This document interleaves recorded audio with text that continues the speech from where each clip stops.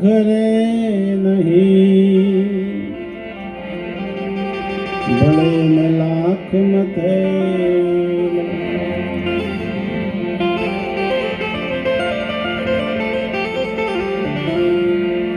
संतोना संग माने सदगुरु श्यामना निज स्वरूप मोर खायो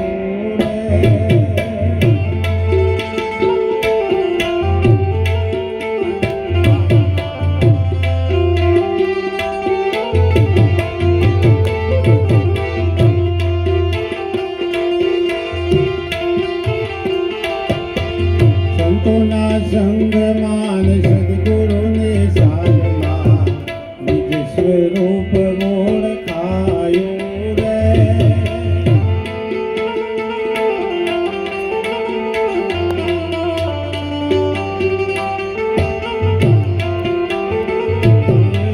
निज स्वरूप मोर खायो मारवाला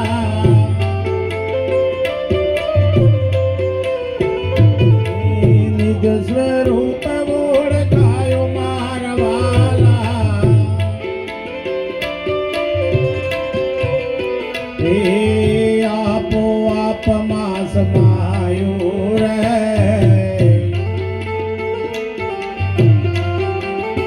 हे संतोना संग मान सदगुरु निशान मा निज स्वरूप मोर खायो रे वाला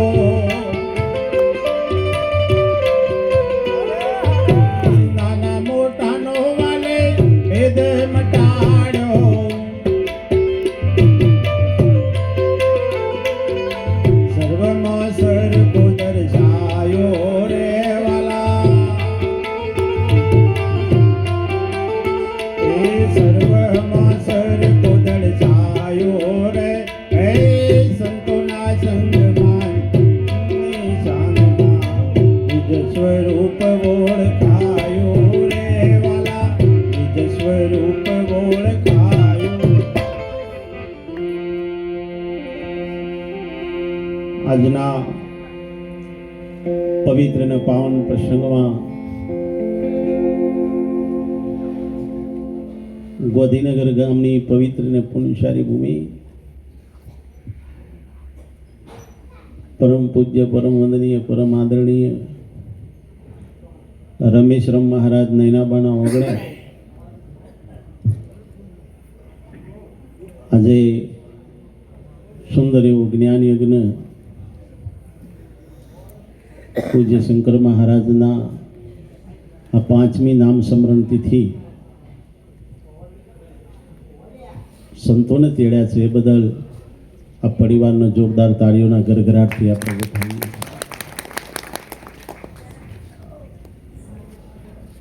આજનો સુંદર સત્સંગ મહાપુરુષોએ આજે અમૃત વર્ષા કરી છે, પણ જેનું લક્ષ્ય છે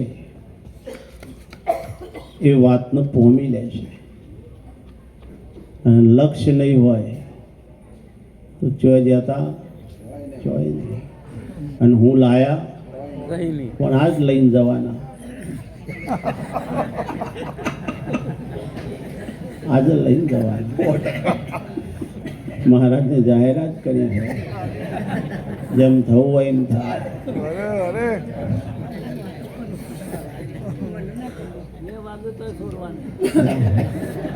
નહીં જોઈ બાપુ, બહાર ઠંડી છે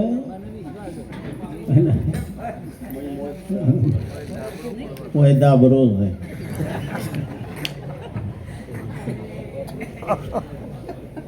એટલે ઘણા સત્સંગ માટે બે હશે.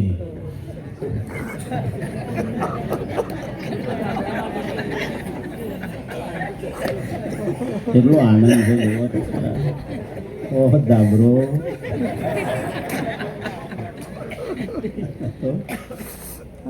રેલવે સ્ટેશન ઉપર એ કંઈ ખમી નહીં હોય ખમી એટલે આ પંચર વાળી ગાડી આવી જ હોય તાન એ ભાઈ બેઠા બેઠા પાપડ ખાય એ બાજુમાં એક ભાઈ વળી ચણા ખાય. ચણા લાવે તે વાતો કરે જાય ને ખાધે જાય, વાતો કરે જાય ને ખાધે જાય. પેલો ભાઈ બેઠા બેઠા પાપડ ખાય. એટલે પેલો ચણા ખાવા વાળો હતો ને એટલે પેલા પાપડ વાળાનો અમુજ્યો પાપડમાં પેટ ભરાતો, પાપડમાં પેટ ભરાય, ચણા ખા તાકાત આવે, તાકાત આવે તો હેડાય સારું, બોલાય સારું. તો પેલો બોલ્યો નહીં, બેઠા બેઠા પાપડ જ ખાધે ગયો. અને રેલવે સ્ટેશન હતા, બે ગાડીની રાહ જોઈ રહેલા. ગાડી આવી એટલે મેં ગાડીમાં બેસી ગયા. તો પેલો પાપડ ખાધે જાય, પેલો પેલા ટકોરે કે આમાં અવાજ ના આવે લ્યા ચણા ખા તાકાત આવે. એટલે પછી પેલો કંટાળ્યો કે ચણા ખાવે તાકાત આવે કે હા, કે તમારામાં ચેટલી આવી ગઈ તાકાત. અરે કે હું વાત કરે કે આ ડબાન પાટું પેલું બહારો કહી નાખું કે ના ડબાન પાટું નહીં મારું, એને બહારો નહીં કરો. જો તમારા ચણા ખાધા તાકાત આવ્યો તા ચેન ખેંચો પેલા ખેંચી નાખી, આખી ગાડી ઊભી થઈ જાય. પેલા મનમાં ક્યારે મારી ઇન્સર્ટ કરી છે ને હવે વારો આવ્યો છે તારો. એટલે આમ ગાડી ઊભી થઈ જઈને પોલીસ વાળા આવ્યા કે ચેમ ચેન ખેંચી, કે ઓને કીધું કે મેં નહીં કીધું, એ કે હું તાકાત વાળો ખેંચી નાખી. 5000 રૂપિયા દંડ ઠોચ્યો. સદગુરુ ચરણમાં જવાથી સાહેબ તમારા જીવન મરણનો ધોખો મટી જાય. પણ હમણાં મહારાજે બહુ સુંદર વાત કરી. આ એ અમારા જેવો જ ગાલ્યું છો, તમે જન્મ્યા છો ને તમે મરી જવાના, જેમ કે અમારે ઘર આગી ના આવે આવું કહીએ તા ને. આ તો તમને લાગે અમે ભલું ગમે કહીએ, પણ અમારે તમને બોધ કરવો એટલે અમારે આવું તો કહેવું જ પડશે.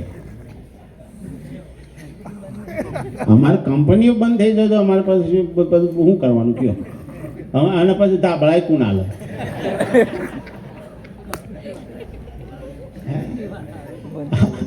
આ બધી યુક્તિ સદગુરુની શકાય. આ તો લાગે તમને એવું જ્ઞાની પુરુષો કઈ ભૂમિકામાં રમે છે એ તમને લક્ષ્યાર્થ પકડાવવામાં થશે કે તમારું અંતિમ લક્ષ્ય આ છે. પણ જ્યારે તમારી વર્તી એટલી બધી તીવ્ર જ્ઞાની થાય એટલે કોઈ છોડી દેવાનું નહીં, કોઈ છૂટાય હુએ નહીં. પણ કાર્ય કરવા છતાં હું અકર્તા છું આવો ભાવ તમારા ભીતરમાં પ્રગટ રહે એટલે બંધનમાંથી તમે મુક્ત રહી શકો. તમે મુક્ત છો પણ છતાંય તમે એમ કહો કે આજ મેં આ મેળાવડો જબરજસ્ત કર્યો અને હું ના હોત તો આર્ય મજા ના આવત, હું હતો એટલે જબર બોલ્યો. આ જે ભાવો પકડોય છે ને ભીતરમાંથી છોડવાની ચાવી સદગુરુ આપો. તું આ કરવા છતાંય તું નથી કરતો. આ જ્યારે તમારી અંદર હે અર્જુન આ સર્વ કરવા હોવા છતાં પણ હું અકર્તા છું, આ બધું થઈ રહ્યું છે ને એ બધી મારી માયા છે. જ્યારે અર્જુનજીને જ્યારે કૃષ્ણ પરમાત્માએ એ વાત પકડાઈ કે જે દાડે અર્જુન યુદ્ધના મેદાનમાં અને આજુબાજુ તમે જુઓ તો બધાય ઊભા હતા. અને જ્યારે આ વાત થતી હતી અર્જુન અને કૃષ્ણ પરમાત્મા, દુર્યોધન, દુશાસન, શકુની બધા જ ઊભા હતા. એટલે રાગરીન તમે જો તો રાગરીન દુર્યોધન કે મોમા આ બે વાતો કરે છે એ તમને સંભળાય છે કે હારું સંભળાય તો છે પણ સમજાતું નહીં. એમાં આખું જગત હોભરશે ખરું, પણ જો સુધી પોતાનું અહંકાર રૂપી શીશ સદગુરુ ચરણમાં જો સમર્પણ નહીં કર્યું હોય તો એ આજે નહીં સમજાય, કાલે નહીં સમજાય. એટલે સંતોએ કીધું કે મરને પહેલે જો મર જાવે વહી રસ્તા પાવે. જે સદગુરુ ચરણમાં જે મરી જાય ને એની આ વાતની ખબર પડે. પણ થયું સચ એવું ખબર છે, જંગલમાં બકરો ચારવા વાળું જતો રહ્યો, ભૂલે છું કે એક બકરું રહી ગયું અને બે જણો લવારો રહી ગયો, બચ્ચો હોજ પરવા એ લે મને મય તો ડર તો થોડું લાગે ને. એ તો આવતા ખબર પડે પાછી. હું એમ કહેતો હતો કે જલમ મળમ કોઈ નહીં. સમજાય? તમે સમજી ગયા, બહુ હોશિયાર તમે.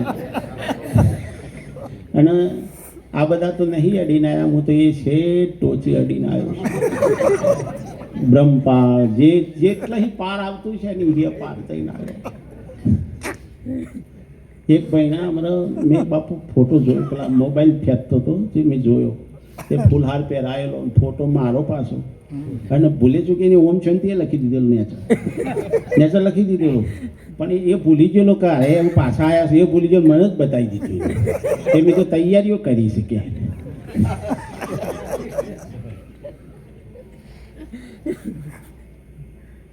જીવનમાં જ્યારે સદગુરુ મરે ને સાહેબ, તમે જીવતા ના રાખો.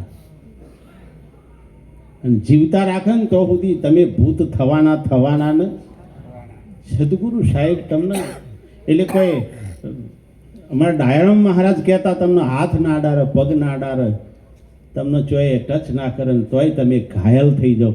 આ રીત સદગુરુની છે સાહેબ. એટલે પેલો બે બચ્ચો અને એની માં રોકાઈ ગઈ, અંધારું થઈ ગયેલું એટલે એનો મોંથી ડર લાગવા માંડ્યો.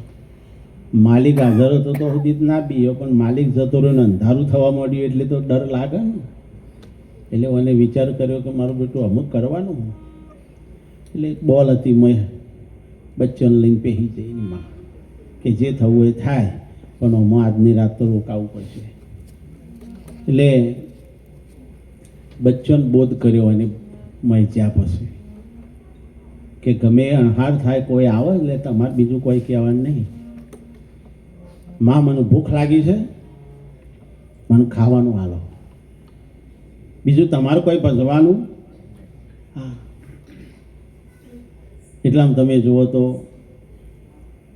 ઓદરો જોઈ રહેલો કે મારું બેટું આમાં બકરીને બચ્ચો પહેરી ગયો છું. મેં સિંહને આજ જો શિકાર કર